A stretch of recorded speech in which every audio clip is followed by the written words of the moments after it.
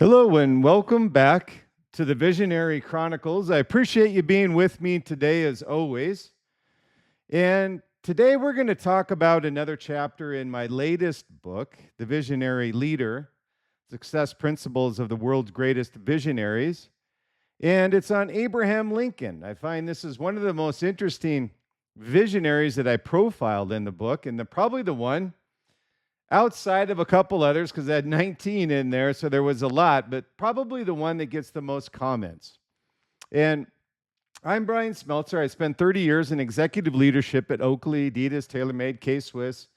Few brands to mention, built and sold my own brand to a VC firm, and now advise CMOs and brand leaders through Liquid Mind here in Southern California on building brands that are generational.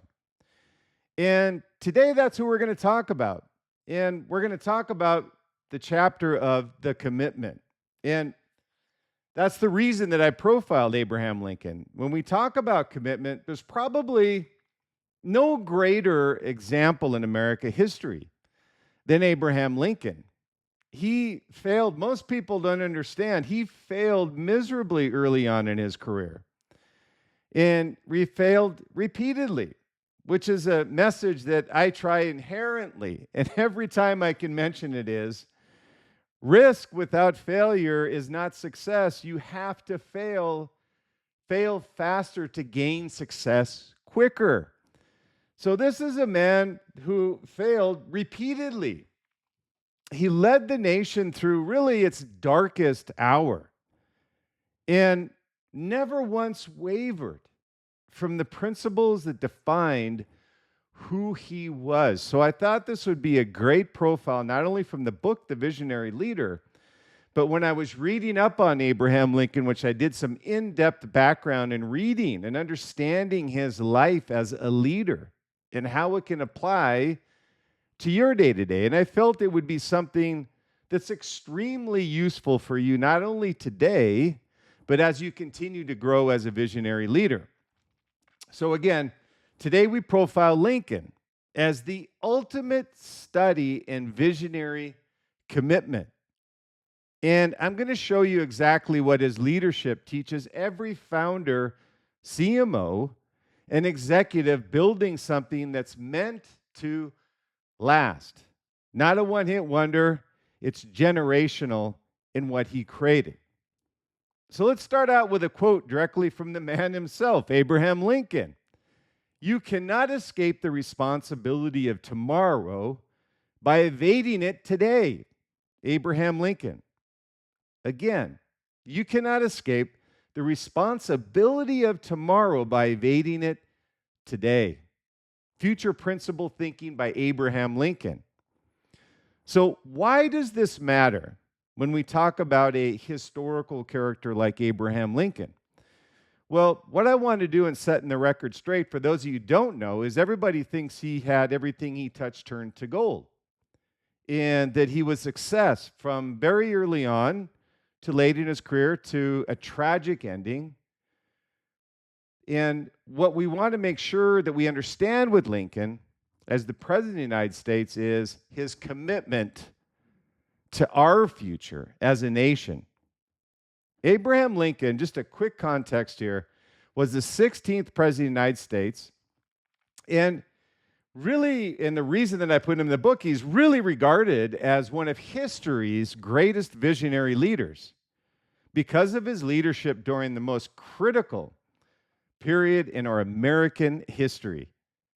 For his struggles leading up and through the American Civil War, he served faithfully as the nation's soul. It's who we were as a country and who we wanted to be. He carried that torch for us, preserving its identity as a unified country committed to freedom for all individuals. And here's why Lincoln belongs in a conversation about commitment. And every great visionary leader that I profiled in the book, all of them had this commitment. And Lincoln was unique, and that's why I called him out specifically on this particular principle that visionary leaders have. He belonged in the conversation about commitment alongside the founders and CEOs we usually study today, present and past. And, commitment's really easy to talk about when the stakes are a product launch, a quarterly number we have to hit. Lincoln's commitment was tested against the literal survival of a nation, and he did not waver, ever. Can you honestly look at yourself in the mirror and say, I never wavered in my principle as a leader, regardless of the situation that I was put in? Ask yourself that question honestly. I understand, and I often talk about switchback leadership, where you have to maneuver down a hill, switch back, but eventually you hit your destination that never changed. What makes him instructive for any visionary leader is really not that he was a president. It's how he led. And that's what I want to talk about today. The pragmatism that he had, the humility that he had. And I often talk about humility as the greatest trait visionary leaders can have. And when I'm in my sessions with whiteboard sessions with leaders in Liquid Mind, I often get asked that question, Bryan, what do you mean by humility? Do you have the self-confidence in what you're looking to create as a visionary that you can share, if not give away, its success and feel comfortable in doing that? That's the epitome of a leader's humility. And Lincoln did it all the time. He also had moral clarity. He knew right from wrong. And an unbreakable commitment to a long-term vision with every short-term pressure told him to compromise time and time again. So let's break down what his leadership teaches us, because I know that's what you're looking for, is value as to what Lincoln's characteristics and principles were and how you as a leader can apply that to your day-to-day. So I'm going to give you 5 insights today. And we're going to get a little quick snapshot of the background of Abraham Lincoln, but then quickly get into these leadership insights so you can apply these immediately to your day-to-day. So let me give you a quick background. And this was really what I call the background being commitment forged through failure. And I love that heading because that's really what great visionary leaders have to go through. Is they're forging themselves through failure. Iron sharpens iron. You're really forging yourself when you go through failure. Having never gone through failure, you've never tasted the sweet smell of success. And the story behind Lincoln was that he was actually born in 1809 in a log cabin in Kentucky. His family moved to Indiana, then to Illinois. He began his political aspirations in Illinois. And he later served a single term in the U.S. House of Representatives from 1847 to 1849. But here's the part of the Lincoln story that matters most for any visionary leader. Early in his career, Lincoln faced failure after failure, and his characteristic commitment to the values of this nation, he pushed through barrier after barrier to accomplish really tremendous things. So the principle here is that he could have quit on his commitment very early because of the successive failures that he had. But he knew he was working towards something greater, the salvation of a nation. You may be talking about your company. You may be talking about working through a product creation issue. But what Lincoln had to face was the salvation of a nation. We were going through and literally North versus South civil war. Think about that today. The separation of states fighting against one another and how to unify these people. So from this, here's the visionary lesson, is that Lincoln's ability to learn from setbacks, adapt to new circumstances, and yet maintain his commitment really played a significant role in his journey to the presidency. So think of your journey along the way and the failures that you've had. You can take them as learning lessons, or you can take them as setbacks that you never recover from. And I go back again to Thomas Edison, and I know that I keep ingraining this every episode, but the 9,999 ways a light bulb does not work were not setbacks. They were failures to eventually creating the light bulb.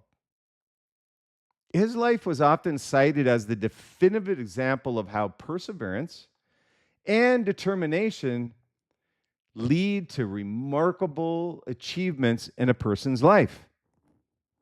And alongside that perseverance was a dedication to moral behavior so consistent, it earned him the nickname that outlived him, Honest Abe. And people often forget about that.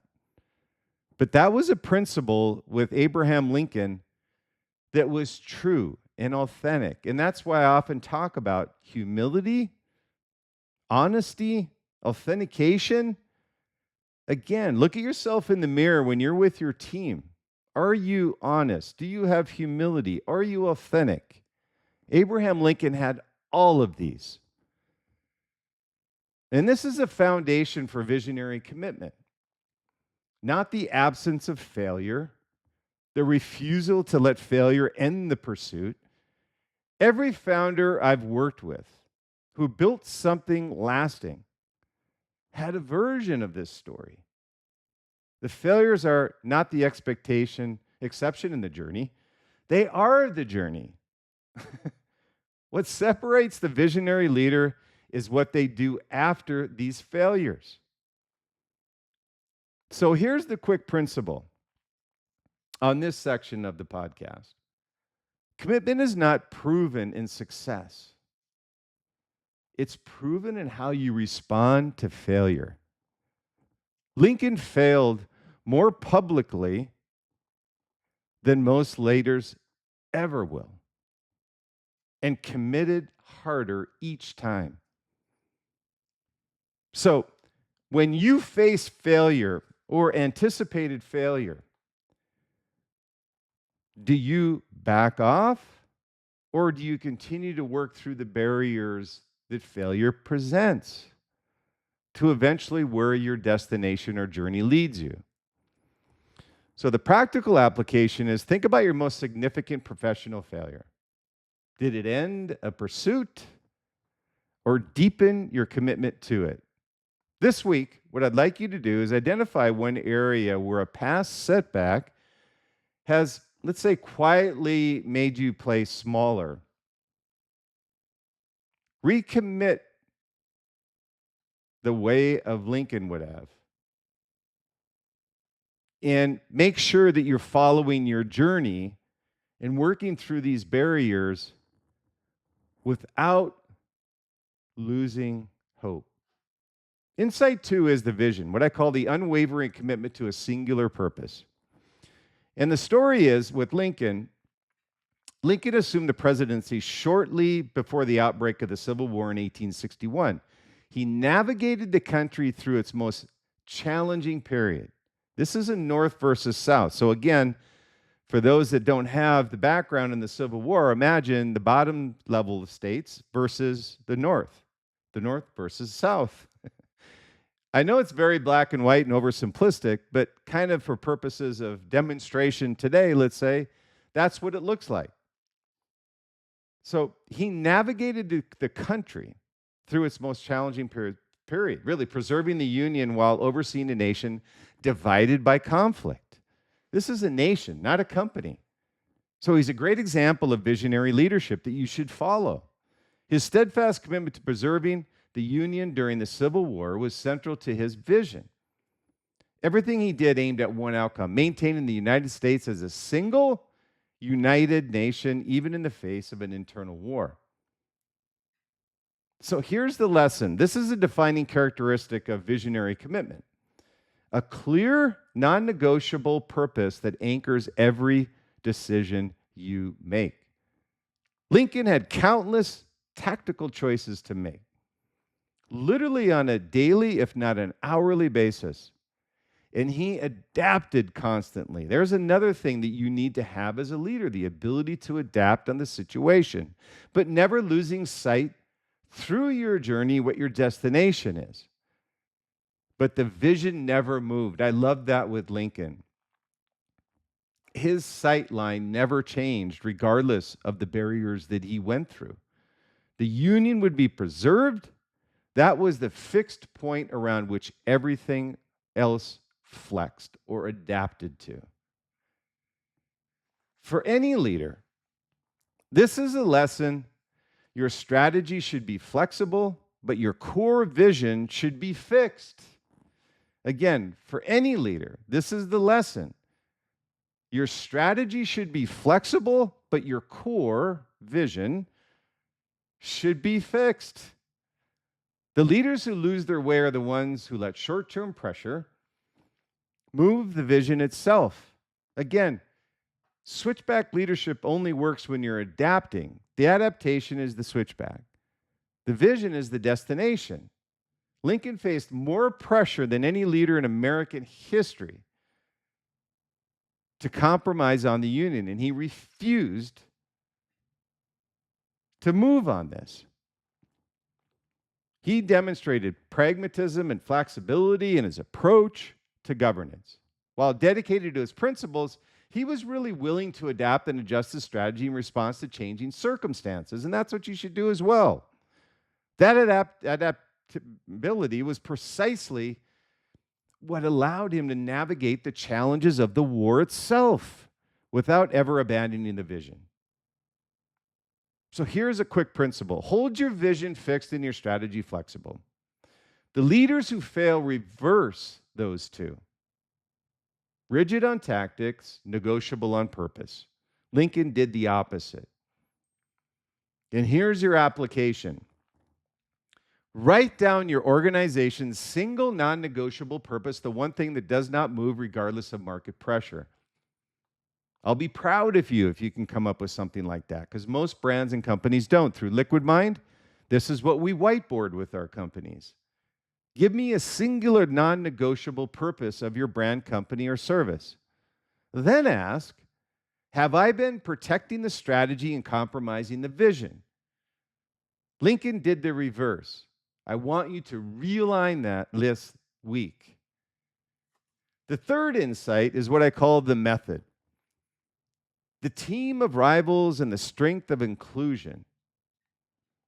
The story is that Lincoln did something that almost no leader under the kind of pressure would do. He literally assembled a diverse cabinet and deliberately sought out individuals with differing perspectives, including his own political rivals. Now, what I want you to do as well, in your company as a leader, board member, CEO, CMO, whatever it happens to be, and ask yourself, honestly, would you do this? Lincoln did it proactively because he wanted to see differing opinions other than his, so he could argue his point and bring union with the country. You can do the same. You're going to face opposition unless you come up against differing opinions. You're not going to be able to unify your company long term and build a generational brand. As historian Doris Kearns Goodwin described it, his ability to bring together a team of rivals showcased his commitment to unity and the strength that diversity could bring to his administration. Don't you wish we had that today? I'm not just talking about one president, I'm talking about many. Just as the United States was a country of diverse opinions and principles, so too was Lincoln's administration in every respect, in every angle. So here's the visionary lesson from this insight number 3. This is one of the most counterintuitive and powerful leadership lessons in history. Most leaders, when the stakes are highest, surround themselves with people who agree with them. It feels safer, it is faster, and it's a profound mistake. Lincoln understood that a vision strong enough to preserve a fractured nation could not build inside of an echo chamber. And you should be thinking the same way with your company. He wanted the friction. He wanted the dissent. He wanted the strongest possible arguments against his positions, because that is how you stress test a vision and make it durable and generational. Ask yourself if you're doing this. For founders and executives, this is the discipline most people lack the security to practice. I can guarantee you this is the one thing most people are uncomfortable with, is opposition to their ideas. And I was early on in my career very guilty of this. And I loved surrounding my people that loved and liked my opinion, but I quickly understood that I'm making more progress when I bring more people to the table that oppose my ideas and have me explain why they're good ideas. How often do you understand or do that? So when you look at this principle, this insight number 3, again, for founders and executives, this is the discipline most people lack the security to practice. Can you build a team of people who would tell you you're wrong? Can you hold your commitment to the vision while generally welcoming opposition to your methods? Lincoln did both at the highest stakes imaginable. So here's the principle. The strength of your vision is tested by how much dissent it can absorb. Let me tell you that again. The strength of your vision is tested by how much dissent, not agreement, it can absorb. Weak leaders build echo chambers. Visionary leaders build teams of rivals to strengthen their team long term. So here's your application. What I want you to do is look at your leadership team. How many of them will generally challenge you? And how many simply agree? I can tell you with Liquid Mind, as well as the brands that I've been with in my career, being at the table of the CEO and other leaders, this is a rare commodity. Look at your leadership team. How many of them generally challenge you? And how many simply agree? Many times it's a culture thing. So this week, actively invite, wherever you can, opposition on one important decision. The goal is not consensus. It is a vision strong enough to survive the friction. Here's insight 4, the communication, how Lincoln moved a nation with words. So here's the story behind this insight. Lincoln was a legendary communicator. We all know that. The fewer the words, the more impact he had. And here's a testament to that. On November 19th, 1863, he delivered the Gettysburg Address during the dedication of the Soldiers' National Cemetery in Gettysburg, Pennsylvania.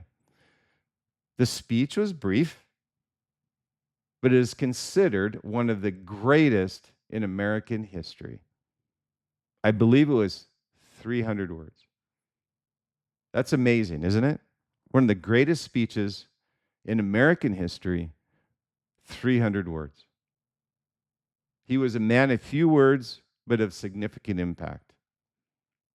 His speeches, including the Gettysburg Address, in his second inaugural address, articulated a vision of a nation dedicated to the principles of equality and liberty.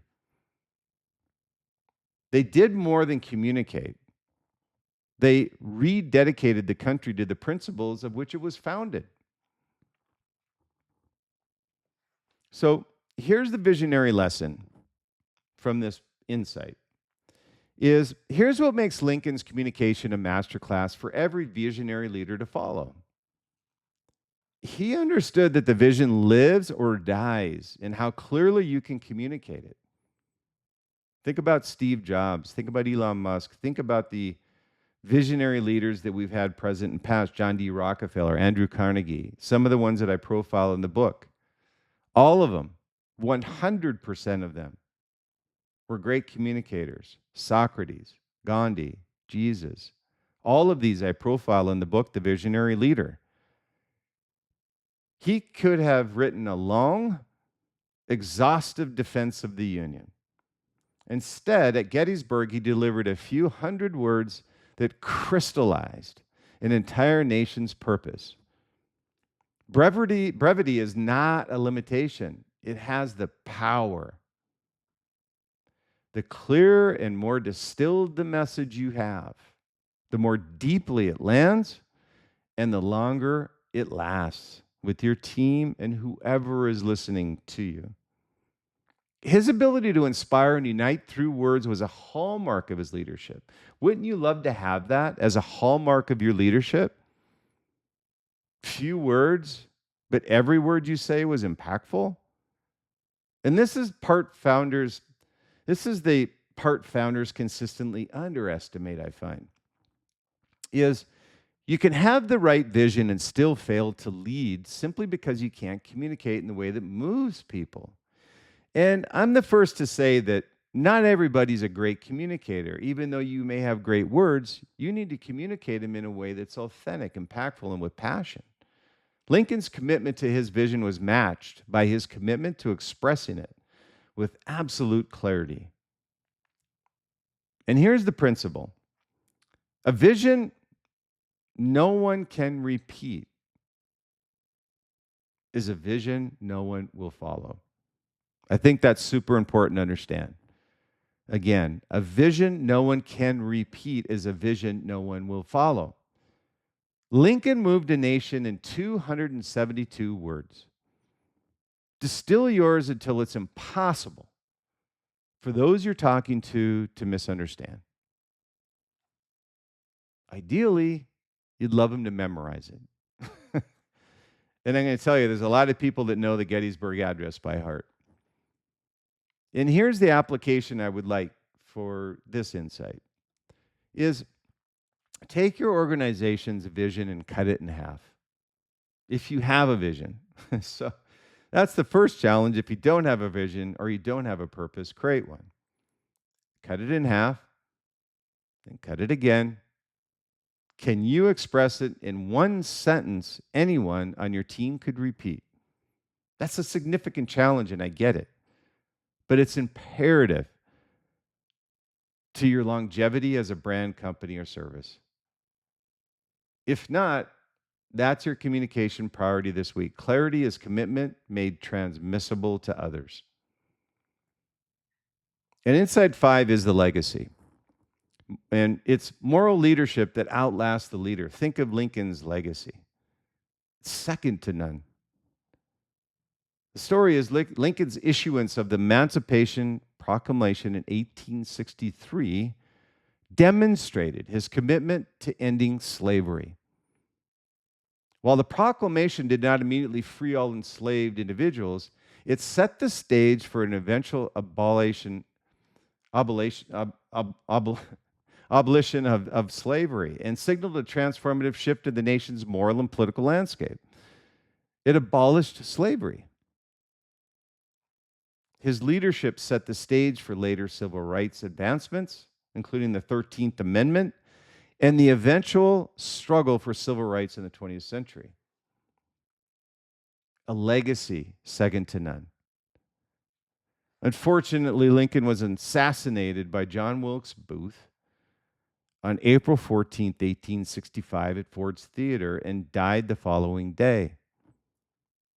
His leadership of the nation's soul was cut short. And I love that when people mention Lincoln, is he was the soul of the nation. But his vision for Reconstruction stayed true to the same principles that had guided him the entire life, his entire life.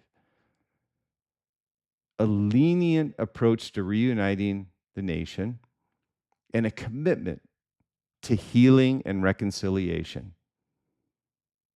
So here's the lesson from this in the life of Abraham Lincoln. This is the highest form of visionary commitment. Here's what it is: a vision so anchored in principle that it outlives the leader entirely. Lincoln did not live to see racial equality realized. He knew he might not. He committed it to it anyway, because the vision was never about his lifetime. It was about the nation and reuniting the nation. His moral leadership was the defining characteristic of his vision. His commitment to justice, liberty, and equality left a lasting legacy that influenced future leaders and reshaped the nation's moral consciousness. For any leader building something meant to last, that is the question Lincoln poses. Is your commitment tied to what you will personally see, or to something larger than your own lifetime? The most enduring brands, generational brands, institutions, and movements are built by leaders committed to a vision beyond themselves. Think about that. The most enduring brands, institutions, and movements are built by leaders committed to a vision beyond themselves. And here's the principle: the deepest commitment to a vision you have, you may never fully realize in your lifetime. Lincoln committed to a future beyond his own life. That's what makes a legacy. So here's your application. I want you to ask yourself honestly, is my commitment tied to what I personally achieve, or to something that outlasts me? This week, I want you to make one decision in service of that long-term vision that offers you no short-term credit. That is Lincoln's standard to live by. So what were some of Lincoln's accomplishments? Obviously, Emancipation Proclamation in 1863 declared that enslaved people in Confederate-held territory were to be set free. Well, it did not end slavery immediately. It marked a decisive step towards abolishing and redefining the purpose of the Civil War, preserving the Union and ensuring freedom for all Americans. He had created the Preservation of the Union, the Gettysburg Address, the Homestead Act, Pacific Railways Act of 1862 and 1864, the National Banking System in 1863, and the Legal Tender Act in 1862. There's so many to mention with Lincoln that most people don't even realize. The 13th Amendment, 1865, which was abolishing slavery. And his leadership and legacy. Lincoln's leadership qualities, his ability to communicate, and his commitment to democratic principles reshaped the presidency and the nation. His legacy continues to inspire leaders around the world. And hopefully these are insights that you see are applicable to your day-to-day and your leadership as well, your commitment to a long-term vision. And here's some final thoughts and a closing challenge on the Visionary Chronicle podcast. Here's what I want you to take from Lincoln. We started this whole conversation about commitment with a chapter from the Visionary Leader, chapter 7, where I profile Abraham Lincoln as a visionary. Lincoln's is that chapter made real. Every principle of visionary commitment, forged through failure, anchored to a fixed vision, strengthened by dissent, communicated with clarity, and tied to a legacy beyond himself. Lincoln lived it all at the highest stakes any leader has ever faced. His central visionary characteristics were effective communication, inclusivity, stewardship of democracy, steadfast leadership in crisis, and an unshakable commitment to moral leadership. Wouldn't you love to have that from all your company leaders? And obviously the leaders that run our country. He faced intense pressure and relentless criticism, as you will with some of these principles. He failed repeatedly before he ever reached the presidency. He led a fractured nation through a war that could have ended it. And through all of it, he never wavered from the principles that defined him. He's remembered as the great emancipator and as a leader who preserved the union and may well preserve the soul of our nation. So here's your challenge this week. Lincoln committed to a vision he knew he might never see fully realized. He committed anyway. Identify the one area of your vision where you've been waiting for certainty before you fully commit, where you've been holding back because you cannot see the whole path in front of you. Commit anyway, this week, the way Lincoln did. You can escape the responsibility of tomorrow by evading it today. So visualize, conceptualize, and realize. And if this episode resonated with you today, I'd encourage you to pick up a copy of The Visionary Leader, where I profile not only Lincoln, but 18 other visionary leaders through the generations. It's The Visionary Leader, the 6 Principles of the World's Greatest Visionaries. It's available now at Amazon, wherever books are sold. And the book really draws directly from the frameworks I discuss in the show. It's a blueprint for building the kind of leadership that creates generational impact. And the link to the book is in the show notes. And if you're a CMO founder or brand leader and you'd like to apply these frameworks directly to your business, I work with a select number of clients on a private advisory basis through Liquid Mind at liquidmindadvisory.com, LIQUIDMIND, advisory.com. And if that's you, feel free to look in the show notes. There'll be a hyperlink to the site, and we'll be able to set up a free introduction meeting on the site. Feel free to reach out to me, comments on the podcast, and or notes on what you'd like to discuss. And one quick ask I have before I let you go. If this episode, you had one idea you could use this week, would you just take 30 seconds to leave a review on Apple Podcast? Obviously, it would be greatly appreciated.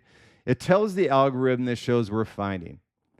And it helps other leaders, which is the most important thing for me, is to have other leaders that we can extend this knowledge to, and they can apply it in their day-to-day. So discovering the content is important to me and the leaders that are looking for direction and visionary leadership principles that hopefully we teach each week here at the Visionary Chronicles. So search the Visionary Chronicles, scroll to ratings and reviews, and leave an honest note. I read every one of them, and I really thank you for doing this. And for weekly brand strategy and leadership insights I don't share anywhere else, subscribe to the Visionary Advisory newsletter at bryansmeltzer.com, bryansmeltzer.com. And you can also reach out to me there as well. I read all the notes and all the feedback I get on the podcast. And the Visionary Chronicles, again, thank you for your time today. It's greatly appreciated. And just so you know, in 2 weeks, we're going to start a new series. We had huge ratings on our first and second series, multi-part series that we did. And this is going to be our next one. So I'm going to start this in probably 2 to 3 weeks. It's going to be an 8-part series. And it's the road to visionary leadership. A step-by-step approach is what you need to do in order to be a visionary leader and at least start taking steps towards being one. So the Visionary Chronicles, where the future is created by those bold enough to shape it.